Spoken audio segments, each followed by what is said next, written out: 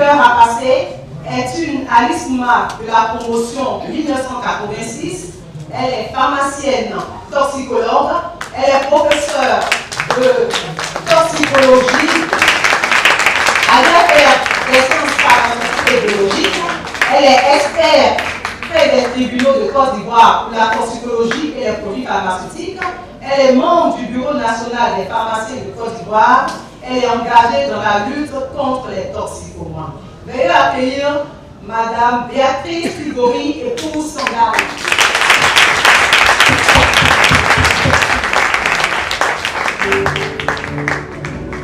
Bonjour messieurs, bonjour chers enfants. Je suis Béatrice Tigori et pour Sangari. L'amour, mon médicament. Je suis née à Bongo, là où ma scolarité a commencé. Et après ma réussite au EPC, en raison des notes, dit-on, extraordinaires que j'ai eues, on m'a détaché de ma ville natale pour m'orienter au lycée Sainte-Marie d'Abidjan. C'était un très grand changement. D'autant plus que je n'avais jamais quitté mes parents. Donc, pour m'aider, on a dit pas d'internat. Et j'ai intégré la famille de mon oncle Émile Bourou. Tonton Émile, tante Angéline et leurs 5 merveilleux enfants m'ont accueilli à bras ouverts et m'ont ouvert les yeux sur ce que j'appelle la bienveillance. Ce n'est pas un mot, ce ne sont pas des calculs, c'est tout simplement la vie. Donc, je me suis bien intégrée dans ma famille, puisque c'est mon oncle. Tonton Émile est médecin, maman est assistante sociale. Au moment où j'obtiens mon bac D en 1986, les 2 premiers enfants de tonton Émile sont déjà engagés dans des études médicales. Tout le monde s'attend à ce que je fasse des études de médecine. Mais j'ai tendance à être toujours là où l'on ne m'attend pas. Je choisis de faire des études de pharmacie. Tonton Émile est un peu déçu, parce que le médecin qu'il est met le poste de médecin au-dessus de tous les autres métiers. Maman qui est assistante sociale trouve que ça lui convient. Et puis papa, qui est employé au trésor, ne voit pas très bien la différence entre la pharmacie et la médecine. Donc il me dit, tu peux y aller. Les autres parents sont un peu énervés, mais il y en a qui viennent avec des idées comme « Ah, il y a plus d'argent en pharmacie qu'en médecine. » Et peut-être que, finalement, je vais faire des études de pharmacie. Elles se passent bien, très bien. À la fin de mes études, en année de thèse, je rencontre M. Sangari, qui deviendra mon époux. Et je lui parle de mon envie d'embrasser la carrière universitaire. Il me regarde curieusement, mais c'est mon choix. Mais quand ils font annoncer aux parents que je vais faire la carrière universitaire, les choses deviennent un peu compliquées. Tonton Émile n'a rien dit, tonton Angéline non plus. Mes parents me regardaient. Mais une bonne partie de la famille ne pouvait pas l'accepter. Les pharmaciens d'officine gagnaient très bien leur vie à cette époque. En 1995, quand les enseignants de l'université étaient très mal payés. Vous êtes sûr qu'elle est normale, Béatrice? Vous êtes sûr? Ces personnes très courageuses vont voir M. Sangari pour lui demander son intervention. Il a dit non. Objectivement, je l'ai rencontré à la fin de ses études. Ceux qui ont financé les études auraient pu l'en empêcher, pas moi. Donc finalement, il me soutient. Et puis, je choisis la carrière universitaire. Je suis presque toujours là où l'on ne m'attend pas. J'ai choisi la carrière universitaire. C'est vrai, la carrière universitaire n'a pas été un long fleuve tranquille. En fait, c'est là-bas que je vais connaître les premiers échecs de la vie. Mais ça m'a construite. Notre PCO a dit tout à l'heure, il y a toujours de cas. C'est vrai, les épreuves étaient là, elles étaient nombreuses dans cette carrière, mais elle m'a construite parce que j'ai j'ai bénéficié de la bienveillance de M. Sangaré, qui me soutient en tout. Même quand je suis convaincu que je me suis trompé, il me soutient. J'ai opté pour la toxicologie, la science des poisons. La toxicologie a un axe où on va regarder, par exemple, dans les aliments que nous mangeons, qu'est-ce qui peut gêner la santé du consommateur. Nous parlons de toxicologie alimentaire. Il y a également un axe, la toxicologie médico-légale, où on va rechercher dans les urines, dans le sang, dans certaines pièces biologiques, dans des fleurs, des éléments qui auraient pu expliquer son décès. Il y a bien d'autres axes, mais il y a surtout l'hygiène sociale qui explore tout ce qui va gêner la santé mentale, tout ce qui contribue à détériorer la santé mentale. Et puis, elle va prendre en charge les problèmes d'addiction. Quand je commence ma carrière, on parle très peu de problèmes d'addiction. On en découvre de temps en temps un petit cas. Mais au labo, on voit insidieusement progresser ce phénomène. Il y a plein d'autres axes. Il y a plein de domaines à explorer en psychologie. Mais curieusement, c'est celui-là, c'est ce domaine-là qui retient mon attention, peut-être parce qu'il y a plus de demandes dans ce sens. Je suis pharmacienne, toxicologue, je suis analyste.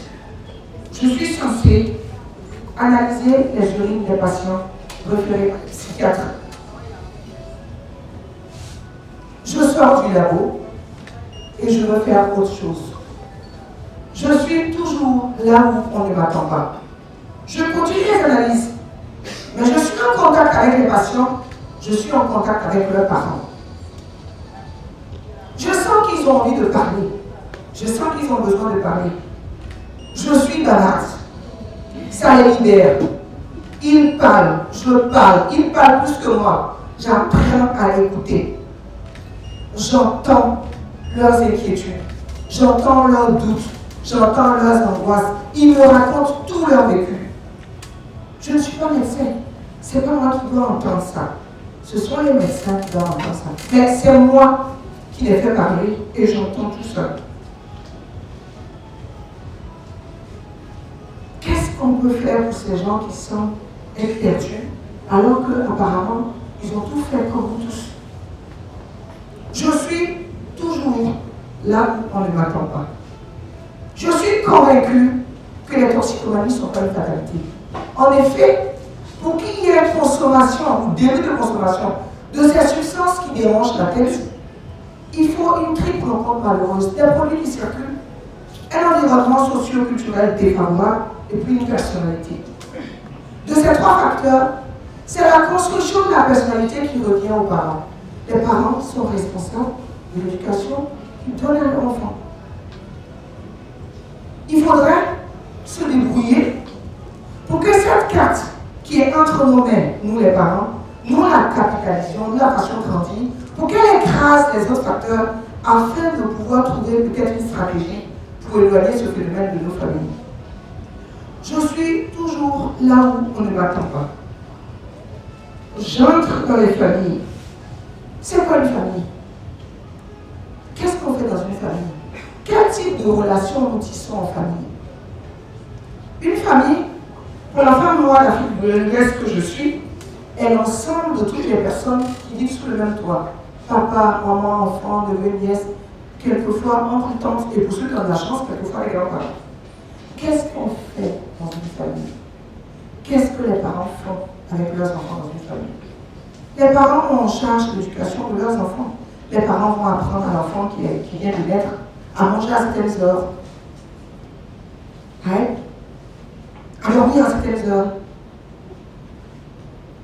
à s'asseoir, à faire les quatre pattes, à marcher, à prononcer ses premiers mots, à être propre, à sortir de la maison dès qu'il est propre dans l'école. Au retour de l'école, les parents sont là pour l'accueillir. Si elle est le voit, ils l'accompagnent. Les parents suivent tout le processus de croissance physique de l'enfant en l'accompagnant. Mais les parents accompagnent aussi l'enfant dans des valeurs que nous qualifions de valeurs morales. Les parents vont lui apprendre à dire bonjour, à dire merci, à demander pardon, à accepter le pardon, à rire avec tout le monde, à partager des repas avec tout le monde. à consoler celui qui pleure, à parler de ce qui lui fait plaisir, à partager les joies des autres. Les parents vont apprendre aux enfants à faire des choses ensemble, à penser aux autres, à vivre ensemble, à s'aimer. Toutes ces valeurs que nous apprenons, qui ne sont inscrites nulle part, sont des valeurs qui vont renforcer les liens de la famille, des membres de la famille les uns avec les autres. Ce sont des valeurs qui vont fortifier les enfants. Ce sont des valeurs qui vont les aider à se construire. Ce sont des valeurs qui vont les aider à asseoir une personnalité. Et elle est importante à asseoir correctement cette personnalité. Les enfants ne sont pas destinés à être confinés à la maison. Ils vont sortir, ils vont rencontrer d'autres personnes. Ça commence par les camarades de classe. Après, ça peut être le voisin du quartier. Après, ça va être des gens qu'on a vus au stade, au cinéma, partout. Les enfants sont en contact avec tout le monde. Et chaque fois qu'il y a contact, il y a quand même quelques influences et il y a même quelquefois des tentatives d'influence. Parce que les enfants auront reçu l'éducation qu'il faut, parce qu'ils sont construits, parce qu'ils sont forts dans leur personnalité, ils pourront dire non aux influences extérieures qui s'exercent sur eux à la faveur de leur sortie de la maison. C'est possible qu'un enfant fasse une mauvaise rencontre. C'est possible qu'un enfant soit tenté par quelqu'un qui a eu un temps soit peu un petit ascendant psychologique sur lui. Et puis, on va le voir faire des choses auxquelles personne ne s'attendait. Mais les parents, très observateurs et bienveillants, se rendent tout de suite compte qu'il est en train de changer. Tout le monde se pose la question, mais qu'est-ce qui s'est passé? À quel moment est-ce qu'il nous a échappé? Comment ça a pu nous arriver? Oui, on est troublé, on est surpris. Ce qui s'est passé était inattendu. Mais dans l'éducation qu'on a donnée à cet enfant, les parents ont des éléments sur lesquels s'appuyer pour le rattraper. Les parents ont leur amour pour rattraper leur enfant. Les parents ont leur amour, leur bienveillance pour empêcher que l'enfant succombe aux mauvaises tentations. Mais si l'enfant a succombé, les parents ont ce qu'il faut pour le rattraper, pour le ramener dans le droit chemin. Un enfant n'est pas perdu parce qu'il a fait une faute. Non. Il ne faudrait pas qu'il dise dans le regard des parents qu'on est déçu de lui, qu'on ne veut plus de lui, ou qu'on ne veut même pas qu'il soit en contact avec les autres. Non. Nous devons absolument, dans les échanges que nous avons, même quand l'épisode est douloureux, il faut que l'enfant sache que nous l'aimons. Je suis toujours l'un ou l'un de ma campagne. Aujourd'hui, ce qui fait battre mon cœur, c'est comment rencontrer ces familles. Ces familles qui sont en train de se détruire.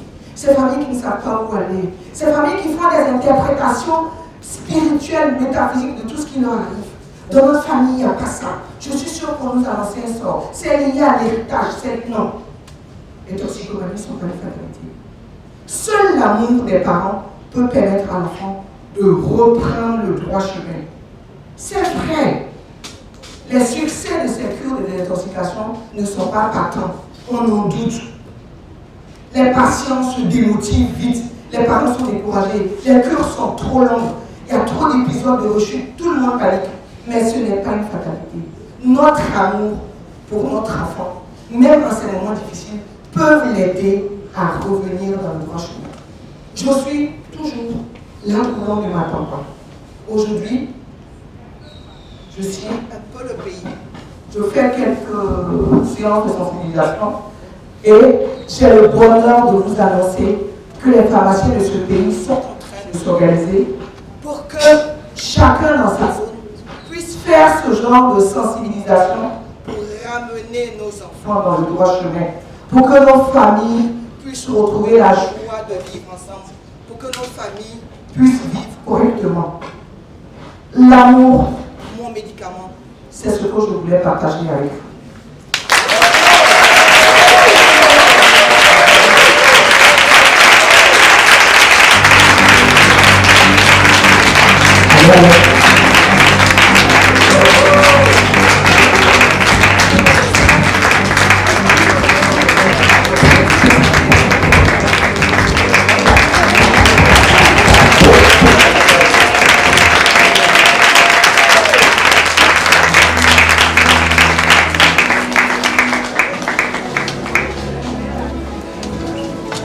Merci, professeur.